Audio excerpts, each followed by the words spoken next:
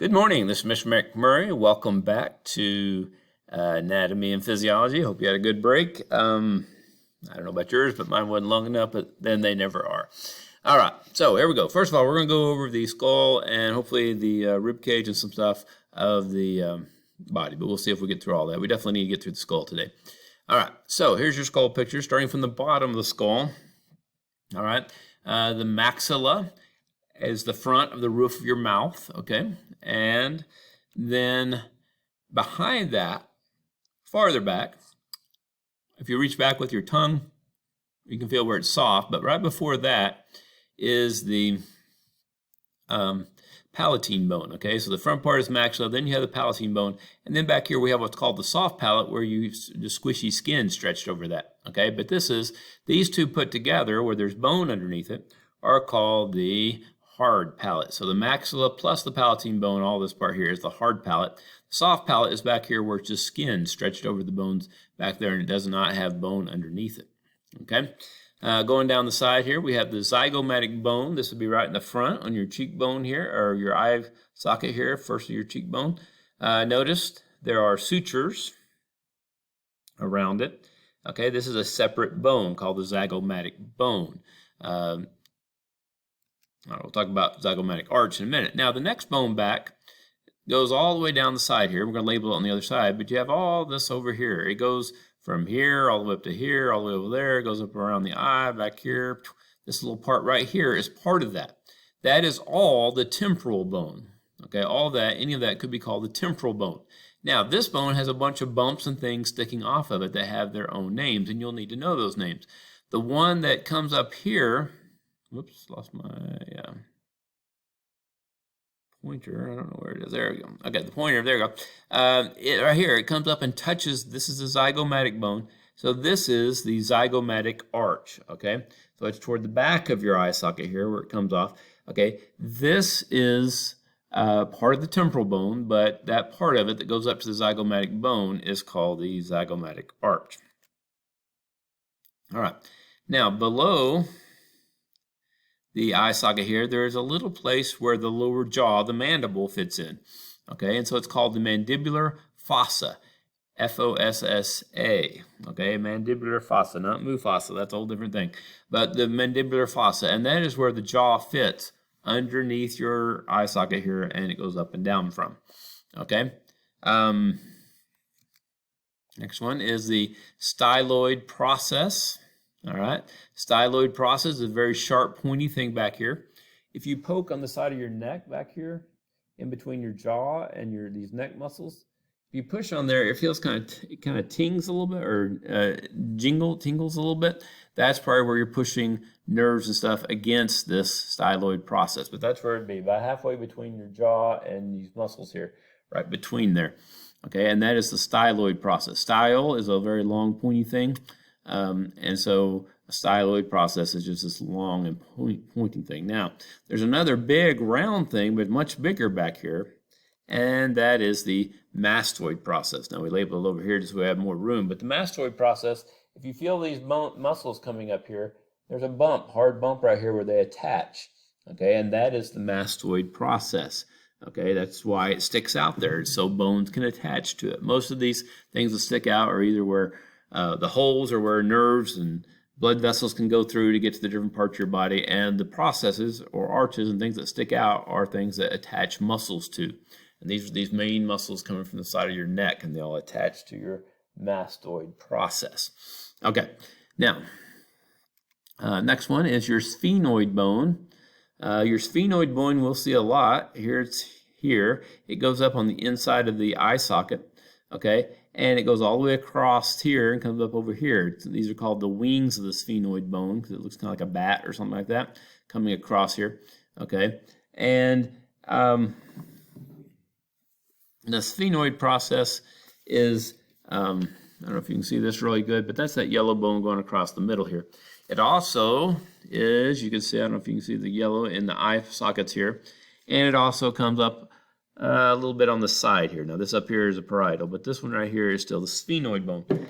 Basically, you have in your skull, you have the face bones and you have the cranium bones. The cranium are the ones that help hold your brain, or your brain case. Sometimes they call it the brain case for short. Okay, but technically that's just all these bones that hold your brain together. All right, and we'll talk more about those here in a minute. Hang on, let me get this open. Okay, not one copper right here. Okay, so this is like your brain case. Let me see if I can make this a little bit bigger. Okay. I don't know if that helps you, but it helps me very much. Okay, so this is the brain case. These carry your brain in there, okay? And then the sphenoid is this yellow thing here that fits against that, okay?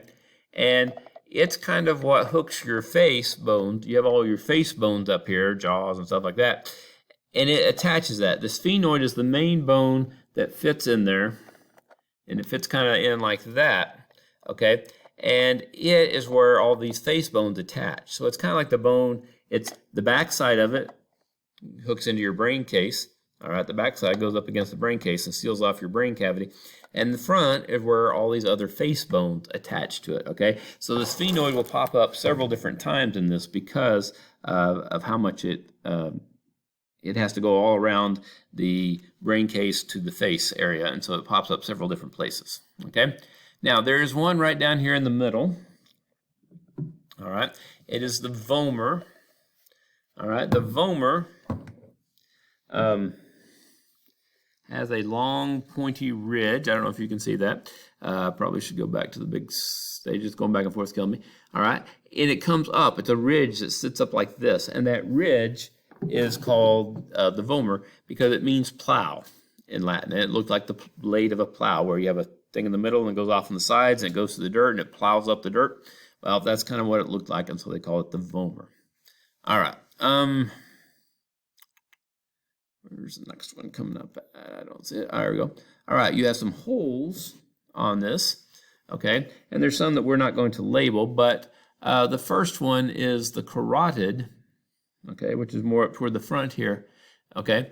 And the carotid canal means hole, this is where the carotid arteries go up. They go right through there into your brain, the main blood supply up to your head. Okay, now there also has to be blood leaving, and that's this bottom one, which I don't know if you can see as good on here, but it's down at the bottom, and that's where the jugular vein brings stuff back. It's called the jugular foramen. Foramen means hole. Don't ask me why one's a canal and one's a hole. I don't know. You make that. Usually the holes are called foramens, but not in this case. All right. So the carotid is the carotid arteries bringing blood to the brain, and the jugular foramen is where the jugular vein comes out, bringing blood back from the brain. Your brain needs lots of food, lots of oxygen, and so you have to have these two big arteries going. One artery going in, and then vein coming out. But you also have the same thing on the other side. So you have two of them total, but you also have them over on this side as well. Sorry, here and here. Okay, now the next one we're going to talk about is the parietal bone. This is side bone of the skull. This whole side. You have one on each side. So there's two parietal bones. This is just one of them wrapping around there a little bit. Okay, the backbone, the back of your skull, right here, all this bluish pink, light purple, whatever it is, right there is the occipital. Okay, notice that is where the brain stem, or actually the spinal cord comes in and connects to your brain stem into brain. So the occipital bone is at the back. The bumps here on the side are very smooth, usually coated with cartilage. Okay, these are called the excuse me, occipital condyle, and these sit on top of the atlas, which is the first vertebrae.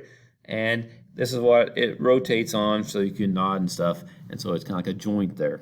Okay. And last, the foramen magnum. Foramen, once again, means hole. Magnum means big. It's the big hole in the brain. Okay. You got a lot of little holes, but the big hole, which is where your spinal cord comes in.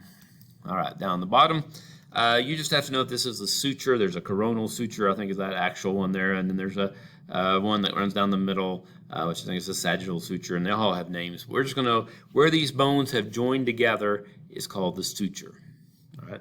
We'll talk about this later when you're a baby. There were gaps and stuff in here, but gradually they grew together. There's a little bit of cartilage, probably fibral cartilage in there that holds them together, but they are locked in there. All right. The frontal bone is just this one in front. Okay, makes sense. I could have had a V8 bone, we call it sometimes. If you haven't ever seen one of those commercials, then you're just too young. All right. Anyhow, also on the front, we have your nasal bones, okay, which are pretty straightforward right there on front of the nose. If you feel your nose, you got the cartilage, and where it runs out of cartilage and it gets hard, that is actually your nasal bone. And if you get hit there, you can break your nose, you break your nasal bone. You could just tear up the cartilage, tear it off the bone, or you could actually break the nasal bones up here. All right, that makes sense. Parietal, once again, is on the sides. So these are these side bones. There's also a parietal bone on this side. All right. Optic canal. If you look inside the eye socket, there's a hole that you see in there. All right, I don't know if you can see it on here, but there's a hole in there, and that is where the optic nerve goes from the eyeball back to the brain. And so the little hole right there, the hole back there is the optic canal. Okay, let me move my thing up here a little bit so you can see. All right. Next thing is the sphenoid bone. All right, once again, the sphenoid. If you look on this one, you can see the yellow back there at the back of the eyeball. That's basically that big back thing is the sphenoid bone. All right, so this whole back thing here. Lacrimal is right here. Okay, lacrimal, there's lacrimal ducts there, and those are actually your tear ducts. This is where you cry. So this is kind of like on the inside of your eye. So inside that, you have the nasal bone. The maxilla comes all the way up here, and then the first little bone inside the skull there is the lacrimal. All right, sphenoid bone is right here on the outside. You see it a little bit here. You also see it over here. That's the sphenoid bone on both sides. All right, temporal bone. Temporal, it's here on the side. That's where a lot of times when people get hit in a murder mystery, they get crushed temporal bone. Why? Because it's on the side of the head. If they get hit on the side of the head, it's likely to be that one. All right, the zygomatic bone is this front cheekbone right here, big fat cheekbone. All right. Vomer. Now, technically, this is incorrect. Okay.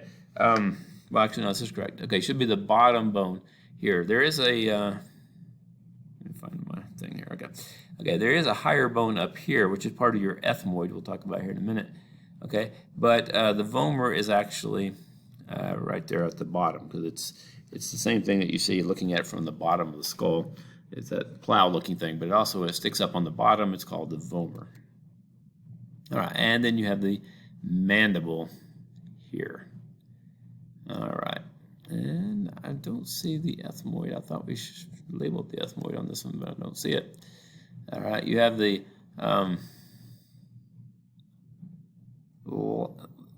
maxilla right here. There's the maxilla. Okay. Then you have the little tiny one is the lacrimal, and then the next one on the side in there is the ethmoid bone. All right, and it goes back here, and then it also has a little top part of the bone back here at the back that you can see. I don't know if those are going to show on here. All right, suture. On the side of the skull, we got a suture again. This is a coronal suture, I think, but anyhow. Parietal bone, the big side bone. The sphenoid bone, once again, wraps all the way up here and goes all the way underneath the mouth and all the way around because it holds the face muscles to the cranium. Then you have the temporal bone, which is on the side. The occipital bone, which is at the back. Another suture. The external acoustic meatus, okay? External means on the outside. It's acoustic, which means it has to do with the ear. So this is where your ear would be attached on, the cartilage from your ear. And meatus is just another word for hole, so it's the external ear hole. It's the outside ear hole, and this is where your eardrum and stuff would be back inside of that. But this is where your ear would attach to that. Okay. You have the Mastoid Process, which is the massive one back here. It's on the side, so that's where these muscles attach to. Styloid Process is the sharp one that if you kind of push between your jaw and that muscle, you can feel it kind of tinge as you push nerves up against that. The lower one is the mandible. All right, which is your side there. Let's go here again. Okay, maxilla is the top jaw here, going all the way up to here, and remember it wraps around on the inside. All right, you have the zygomatic bone right here. This one back here, though, is the zygomatic arch, or process, because it's part of the temporal bone, and then where it comes up here is the zygomatic bone. And we're going to have to stop and go to the next video, it looks like. So we will finish up on the next video and look at some of the other bones also. All right.